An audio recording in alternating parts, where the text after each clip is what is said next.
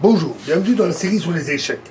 Donc nous avons vu, j'ai un pion de trop, je vais vérifier ça.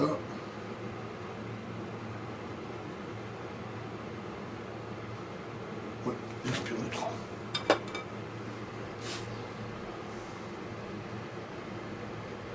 On a vu l'attaque à l'aile roi, l'attaque à l'aile dame, on peut aussi attaquer au centre. Alors là aussi, ça suppose des lignes ouvertes et des pièces ayant une grande liberté de manœuvre. Alors, toutes ces conditions sont rarement respectées au départ, par accident. C'est pas en sortie d'ouverture qu'on va se dire « Oh, toutes les conditions sont réunies pour que j'attaque au centre ». Si c'était le cas, c'est que les noirs ont très mal joué leur ouverture, ou l'adversaire a très mal joué son ouverture. Donc il faut préparer la situation, et un point important, un mécanisme important, est la percée. Donc c'est l'avance d'un pion de façon à percer le centre qui permet ainsi d'ouvrir le centre. C'est un mécanisme majeur qui constitue parfois le départ d'une attaque de mat, parfois simplement d'objectifs plus modestes, comme dégager une très importante case centrale. Alors voyons un exemple de ce type. Alors cette position est issue d'une partie jouée entre Lasker et Capablanca à Saint-Pétersbourg en 1914. C'est au blanc à jouer. Alors toutes les pièces blanches jouent. Le cavalier là est particulièrement bien placé, très actif. Les deux tours sont aussi très actifs sur la colonne H. Sauf le cavalier C3. J'ai un cavalier mal placé, pardon. Sauf le cavalier C3 qui n'a pas accès au centre. Là, il se ferait capturer, et là, il est bloqué par son propre pion. Et donc, les blancs vont effectuer une telle percée pour corriger ce problème. Donc, ils jouent E4, E5, un très très bon coup qui va permettre, qui donne plus d'espace à leurs pièces, mais aussi qui permet surtout d'offrir la case E4 au cavalier. Donc les noirs ont repris avec le pion D. Alors reprendre avec le pion F serait une erreur parce que à ce moment-là, cavalier E4 et le pion ici saute. Donc avec à ce moment-là une percée totale à l'aile roi. Donc ils ont repris avec le pion D de façon à garder une meilleure structure de pion. Et donc, cavalier E4.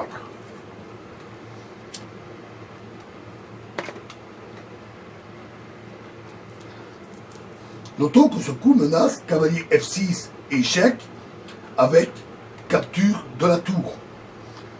Donc,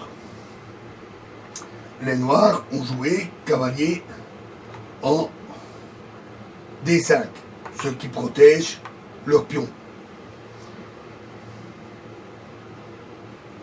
Et cavalier C5, et maintenant les deux cavaliers ont des positions inexpugnables. Ils ne peuvent pas être éjectés, en tout cas certainement pas facilement, même pas du tout.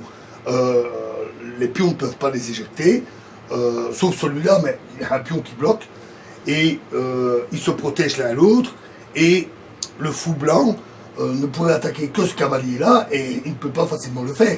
Il faudrait qu'il passe de l'autre côté, et il ne saurait pas.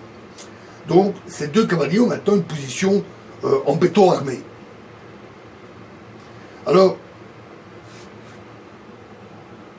notons que ce cavalier attaque le fou et la tour. Donc, les noirs ont joué fou C8. Alors, on pourrait se dire, ils sacrifient la tour. Ils perdent la qualité, c'est vrai, mais ça vaut mieux que de perdre une pièce. Parce que sur tour C7, alors cavalier prend B7, tour prend B7, et cavalier D6, fourchette et capture, hop, la tour, terminé.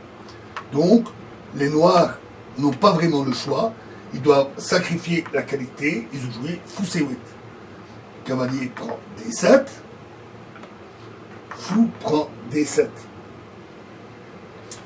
Alors, tour H7, alors ça c'est un coup très classique aussi.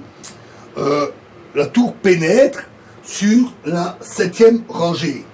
C'est la rangée la plus fragile, la plus vulnérable dans la construction des noirs. Notons que c'est souvent le cas. Dans beaucoup de positions, on y trouve même souvent des pions qui sont exposés à cette tour qui a réussi à pénétrer dans la position.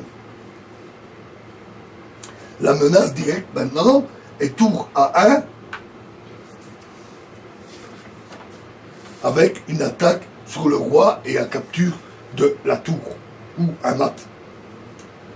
Donc tour F8, tour A1, c'est maintenant moins menaçant parce que roi D8, tour A8 échec, fou C8, cheval cavalier en C5, et là il y a une menace de fourchette et autres menaces, et y compris un échec ici, et à ce stade, avec capture ensuite du fou, et donc à ce stade, les noirs ont abandonné. Je vous remercie.